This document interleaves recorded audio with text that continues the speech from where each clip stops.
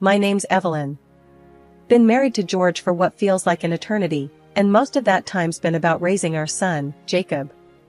From the start, we wanted nothing but the best for him. We scrimped and saved, hoping he'd grow up strong, smart, and independent.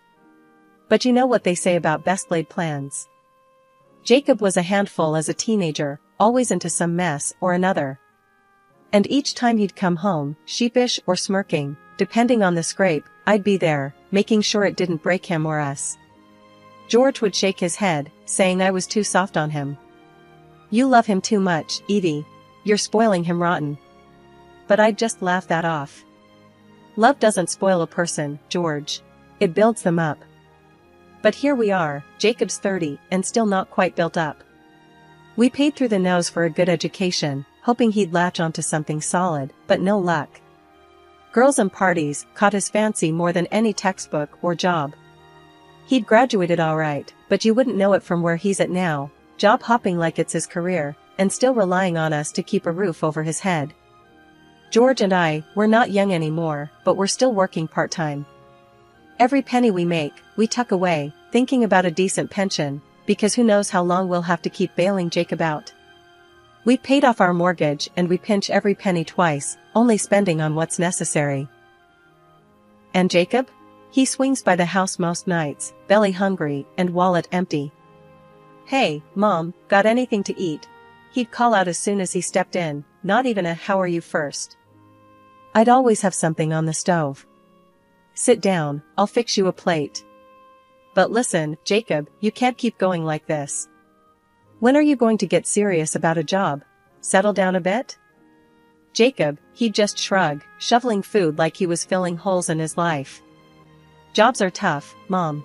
Nothing sticks. Don't worry, something will come up. George would be at the table too, muttering into his coffee. You need to stop making it so easy for him, Edie. He's got no reason to change, does he? Not while the meals keep coming. Then one evening, Jacob came home with news. Mom, Dad, I met someone. His eyes were lit up like when he was a kid on Christmas morning. Oh? I managed, my heart doing a little dance between hope and fear. Her name's Lisa. I think she's the one. He was beaming. The day Jacob brought Lisa home to meet us, I had a gut feeling things were going to change, for better or worse. He had that look in his eyes, like he had finally figured something out. And there she was, smiling and pretty, trailing behind him like she was stepping into a whole new world. Mom, Dad, this is Lisa. Jacob introduced her with a wide grin, pushing his shoulders back like he was presenting a grand prize. Lisa reached out her hand, her grip firm and confident. It's so lovely to meet you both, she said. Her voice was smooth, almost rehearsed, but it was nice to hear someone speak so sweetly to us old folks. George, ever the watchdog, peered over his glasses at her. Hello, Lisa. Heard you're from around town. What do you do? I work at my family's store, she replied, not missing a beat. It keeps me busy, but I love the hustle. Well, that's good. Keeps you grounded, George said, trying to read between the lines. I nudged him softly, warning him with a look to keep it light. We sat down in the living room, me and George on the couch, Jacob and Lisa taking the armchairs opposite us. I wanted to keep things welcoming, but also get some real talk going. So, Lisa, I started, trying to sound casual. Jacob tells us you two met at the community center. How did that happen? Lisa laughed, a clear, ringing sound. Oh, it was at the annual charity ball. I was helping out at the ticket booth, and Jacob came up, all lost, asking for directions to the buffet. I showed him the way, and we just clicked. Jacob nodded, his face lighting up at the memory. Yeah, and I kept finding reasons to pass by the booth after that. I glanced at George, who was trying to suppress a smirk. Sounds like Jacob, he muttered under his breath. Dinner was ready, and we moved to the dining table. The chatter flowed easier there, with plates clinking and glasses being filled and refilled. Lisa seemed to ease into the conversation, talking about her dreams of maybe starting her own business someday. That's ambitious, George commented, passing the potatoes. Yeah, well, I figure you only get one shot at life, right? Might as well make it count, Lisa replied, serving herself. I liked that, her spirit. But part of me worried about what it meant for Jacob. He was never one to plan ahead, happy to drift where life took him. I looked at him, really looked, and he seemed genuinely happy. Maybe Lisa's drive would rub off on him. After dinner, while George and Jacob cleared the table, a miracle in itself, I pulled Lisa aside for a mother-to-heart. Listen, Lisa, I began, my voice low. Jacob's my only son, and I just want the best for him. He can be a bit of a handful, with his head in the clouds. Lisa nodded, her eyes softening. I know, Evelyn. He's told me a lot about how you've both supported him. Don't worry, I'm not here to take him away from that. I'm here to build with him, you know? Her words were reassuring, but still, I had to press a bit. And you think you're ready for all that comes with him? It's not always going to be easy. She squeezed my hand, her resolve clear. I'm not going anywhere, Evelyn. I'm in this for the long haul. It was what I needed to hear, but only time would tell. I hugged her, feeling a mix of relief and residual worry. Maybe, just maybe, this was the start of something good for my boy. A year later, Jacob and Lisa got married. It was a simple ceremony, nothing too extravagant, but filled with a lot of hope. They moved into a rented apartment not too far from us. George and I paid for their honeymoon, a little getaway to the coast, something to give them a good start. We also gave them a piece of land near us as a wedding gift. Lisa's parents, who seemed nice enough each time we'd met, agreed to pay for the construction of a house on that land for the young couple. As the months rolled on after the wedding, Lisa and Jacob's daily visits started feeling less like a family catch-up and more like a routine inspection. They'd drop by, always around mealtimes, and while I didn't mind feeding them, what's a mother for, if not to make sure her kids are fed? It started to wear on me and George. It wasn't just the eating, it was the taking. Bits and bobs from the pantry, leftovers packed up, before I could even offer. It was like our home had turned into their personal grocery store. One evening, they were at it again, rummaging through the fridge, while George and I exchanged looks over the kitchen counter. I could tell George was getting fed up, his jaw set tight every time the fridge door swung open. Jacob, I finally said, a bit sharper than I'd intended. You two have got to start managing on your own a bit more. We can't keep your fridge stocked forever. Jacob, holding a Tupperware full of last night's roast, looked up, surprised. Oh, come on, Mom, it's not a big deal. We're just grabbing some bits and pieces. Saves us a stop at the store. Lisa chimed in, all smiles, like always. Yeah, Evelyn, we really appreciate it. It's just been so hectic with work and the house plans. We're stretched a bit thin. I sighed, leaning against the counter. I get it, it's tough starting out. But you've got to learn to stretch your wings. We did our bit, now it's your turn. George, ever the blunt one, dropped his bomb then. It's about respect, kids. You can't just come here and pick the place clean. What are we, a charity? Lisa's smile faltered, and Jacob's face turned a shade darker. We didn't mean anything by it, Jacob muttered, placing the Tupperware back with less gentleness than usual. That night, after they left, earlier than usual, I sat down with George, feeling a mix of guilt and relief. Did we do the right thing, George? Pushing back like that? George, who was no stranger to tough love, put his arm around me. Evie, if we don't set limits, who will? They've got to grow up sometime. Their visits stopped for a while after that conversation. It stung, sure, but maybe it was necessary. It was a quiet few months, the kind of quiet that makes you think too much. Then, one day, out of the blue, Jacob called. Mom, Lisa's pregnant. You're going to be a grandma. My heart leapt. Despite everything, this was joyous news. Oh, Jacob, that's wonderful. Congratulations.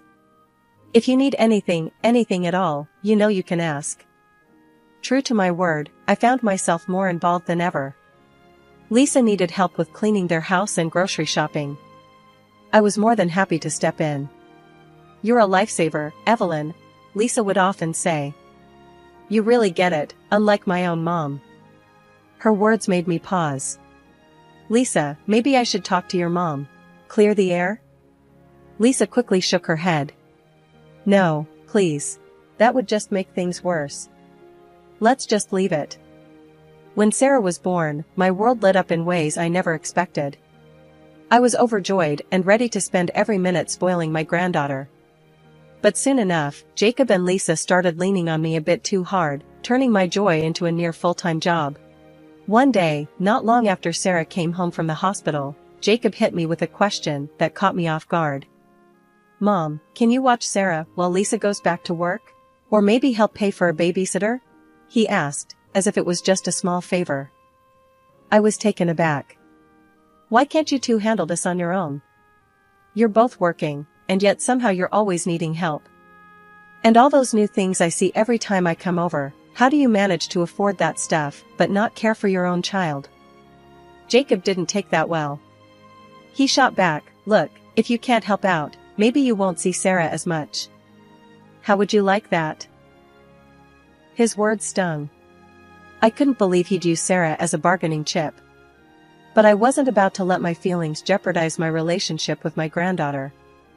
"Fine," I said, gritting my teeth. "I'll help. But we need to find a better long-term plan." That helping quickly turned into me watching Sarah almost every day. Lisa and Jacob would drop her off in the morning, often before I'd even had my first cup of coffee, and then pick her up just in time for her to go to bed. Before I knew it, my days revolved around Sarah's needs, from meals to playtime to naps. As Sarah grew and started school, my duties shifted from full-time caregiver to chauffeur and after-school guardian. I picked her up from school, helped with homework, and made sure she had a good dinner, things I loved doing, but it was a commitment I hadn't exactly signed up for. Jacob and Lisa, meanwhile, took to this arrangement a little too comfortably. Weekends away, evenings out, and little vacations became part of their routine, leaving Sarah with me and George. We didn't mind the time with Sarah, in fact, we treasured it. But we couldn't help feeling used. The more we gave, the more they took. George and I started noticing more and more new gadgets and clothes coming into Jacob and Lisa's home. One evening, as I handed Sarah over to Jacob after another long day, I couldn't keep my frustration bottled up any longer. "Jacob, you and Lisa seem to be living it up quite well. Fancy new watches, clothes. It's a bit much, don't you think? Meanwhile, I'm covering costs for Sarah's necessities. Doesn't seem right." Jacob was defensive, as always. "Mom, we're just trying to provide the best for our family. You want Sarah to have the best, right? Providing the best doesn't mean leaving all the responsibilities to your parents," I snapped. "You need to start taking care of your own family. It's not fair to push it all onto us."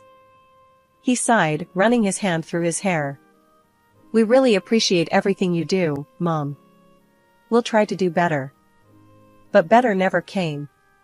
George and I bought clothes and toys for Sarah, paid for her school supplies, and essentially provided for her as if she were our own child again. We loved her fiercely, but we were also exhausted, emotionally and financially. It was past midnight when the phone by my bedside rang. I grabbed it, heart racing. It was Sarah, whispering, "Grandma, I'm scared.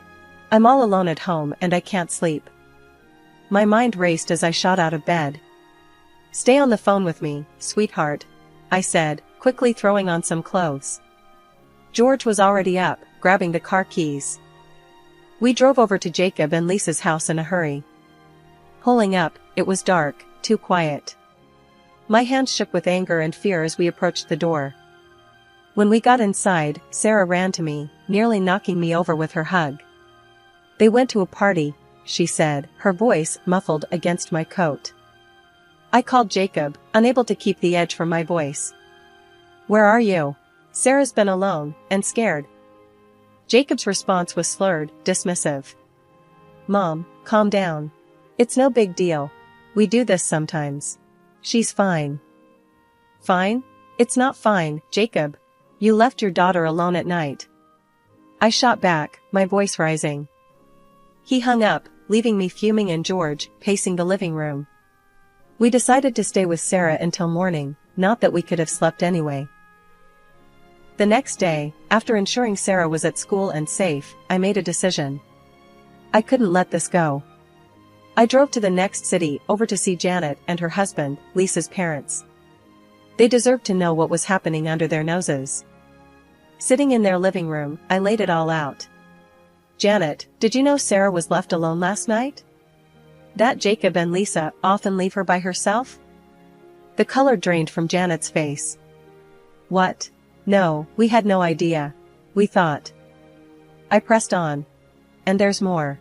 You've been sending money for private schooling and expenses, right? Well, Sarah's almost always at our house, and we've been the ones handling school fees and other costs. Janet and her husband exchanged a look of disbelief. We send them $50,000 a year for her schooling, Janet murmured, her voice tinged with shock and betrayal. They've been lying to you. They pocket the money, telling you it's for Sarah, while we provide for her. It's all been a sham, I said, my voice steady, despite the storm inside. The room was thick with tension as they processed the news. This is fraud, Evelyn.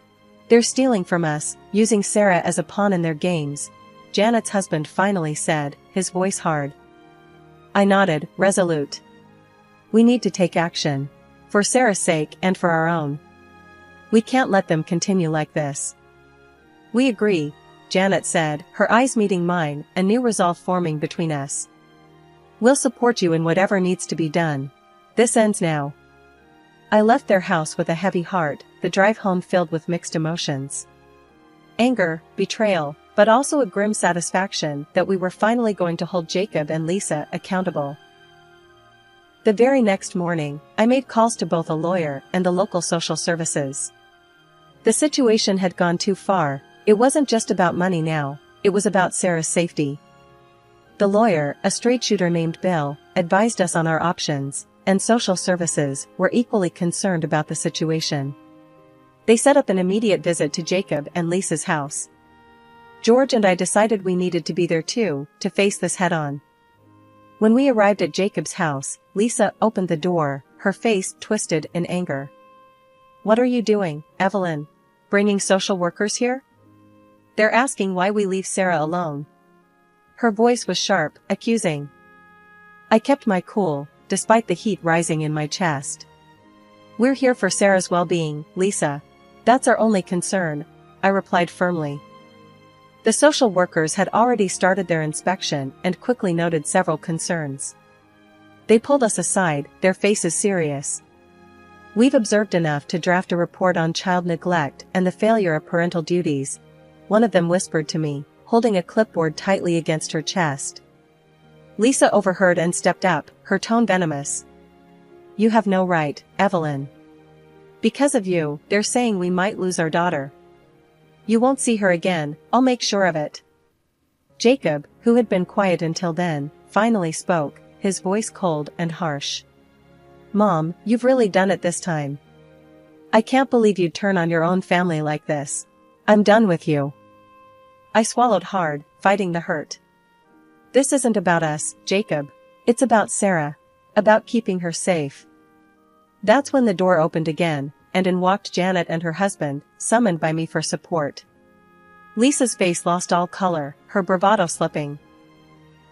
Janet stepped forward, her voice trembling, but strong. Lisa, we know what's been going on. The money, the lies. You've been playing us all. We're here to put an end to it. Jacob and Lisa were silent now, the reality of the situation settling in. I cleared my throat loudly to capture everyone's attention. As the room fell silent, I reached into my bag and pulled out a stack of official-looking documents. Everyone's eyes were fixed on me as I started handing them out to Jacob and Lisa. Here, I said sternly, pushing the papers across the table towards my son. These are your disinheriting papers, and next to them, the lawsuit we filed for compensation due to years of your deceit. I didn't miss the shock passing over Jacob's face as he fumbled with the documents, his confusion palpable. Beside him, Lisa looked like she was about to faint. There's more, I continued, my voice firm and unyielding. We're also selling the piece of land we gave you for your wedding. It's still in my name, thankfully." Before they could respond, Lisa's parents stepped forward, their expressions grim. They had their own set of documents, which they presented to their daughter with heavy hands. "And here," her father said, his voice trembling with a mix of anger and betrayal, "are your disinheritance papers from us, Lisa. We're also demanding the return of all the funds you've misappropriated." Lisa's breakdown was immediate. "There's no money left. We spent it all," she cried hysterically, her hands trembling. Jacob stood beside her, silent, his face a mask of shock and helplessness.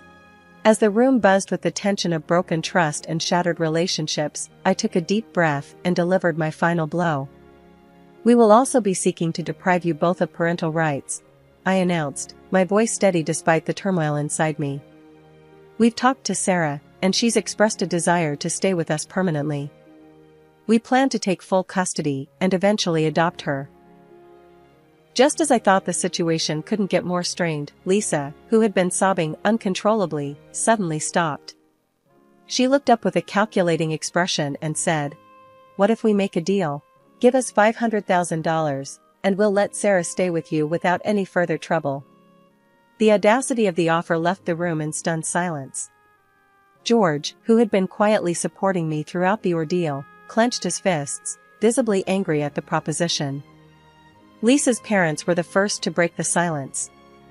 Her father, his face red with a mix of shame and anger, spoke loudly. "To think we raised someone who would sell her own child. We disown you, Lisa." The social workers stepped in then, detailing the next steps for transferring guardianship legally and ethically, without any exchange of money. Lisa and Jacob didn't argue much after that. It seemed the fight had gone out of them. As we walked out, I felt a mix of sadness for the family my son and his wife had become and resolve for the fight ahead. We were determined to do whatever it took to protect Sarah and give her the loving, stable home she deserved, free from the greed that had tainted her young life. With the courthouse battles behind us and the dust finally settling, George and I found ourselves stepping into a new chapter, one we hadn't anticipated but were determined to navigate with all the love we had. We were officially Sarah's guardians, and while the path to get here was riddled with heartache, the outcome was a relief. One quiet evening, as we sat on the porch watching Sarah chase fireflies in the yard, George broke the comfortable silence. "You think we did the right thing, Evie?" I looked at him, seeing the years of worry etched in his features, softened now by a smile as he watched Sarah. "Yes, George. We did what we had to do. For her." Sarah came bounding up the steps, her jar filled with glowing lights. "Look, Grandma, look what I caught." I laughed, taking the jar and peering inside. "They're beautiful, sweetheart. Just like you." She beamed, pleased with the praise, then turned to George. "Grandpa, can we let them go now? I think they want to fly." "Sure thing, kiddo." George stood, stretching his legs, and followed her down the steps to release the fireflies back into the evening sky. Later that week, I sat down with Sarah to talk about the upcoming school year.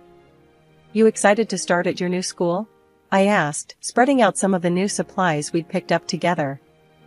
She nodded, her expression serious. "Yeah, but I'm a bit scared. What if the other kids don't like me?" I reached over, tucking a loose strand of hair behind her ear. "You just be yourself. They're gonna love you just as much as we do."